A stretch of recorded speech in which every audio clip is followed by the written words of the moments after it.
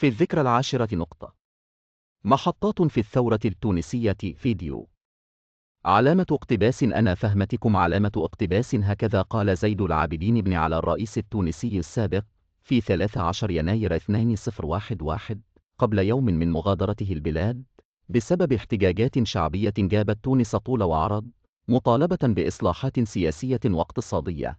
ليصادف اليوم الذكرى العاشرة لنجاح ثورة الياسمين بتونس ورحيل علامة اقتباس بن علي علامة اقتباس، لتطوى بذلك صفحة علامة اقتباس بن على علامة اقتباس مع تونس التي استمرت ل32 عام في السلطة، وتفتح فصل جديد في المنطقة فيما عرف بعلامة اقتباس الربيع العربي. علامة اقتباس.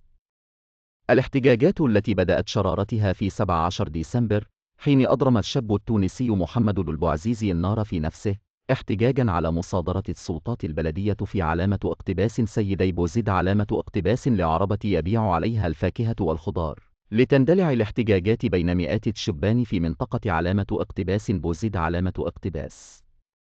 سرعان ما توسعت دائرة الاحتجاجات لتشمل كافة أرجاء تونس، محتجين على سوء الأوضاع الاجتماعية والاقتصادية ومطالبين بمزيد من الحريات. وسعيا منه لتدارك الموقف، زار الرئيس التونسي علامة اقتباس البوعزيزي علامة اقتباس في المستشفى في 30 ديسمبر، لكن القدر كان سباقا، ففي 5 يناير توفي علامة اقتباس البوعزيزي علامة اقتباس متأثرا بجراحة، مما زاد من غضب الشارع.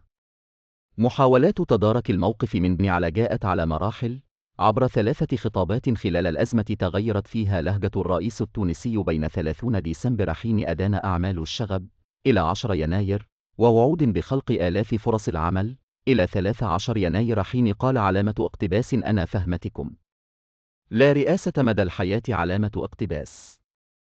تخللت تلك الخطبات محاولات من بن على لإخماد الاحتجاجات تارة بعنف الشرطة الذي أسفر عن مقتل 338 شخص، وتارة أخرى بإقالة وزير الداخلية التونسي علامة اقتباس رفيق بالحج قاسم علامة اقتباس في 12 يناير.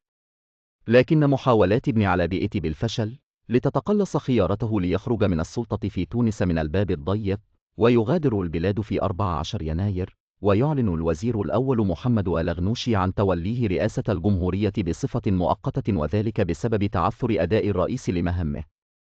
ليتلقى الشارع التونسي الخبر بترحيب معلن نجاح ثورته، ويختتم مشهد علامة اقتباس ثورة الياسمين علامة اقتباس كما لقبت بصراخ مواطن تونسي فرحا يردد في شوارع تونس الخضراء علامة اقتباس بن على هرب، بن على هرب، المجد للشهداء، الحرية للتونسية. علامة اقتباس.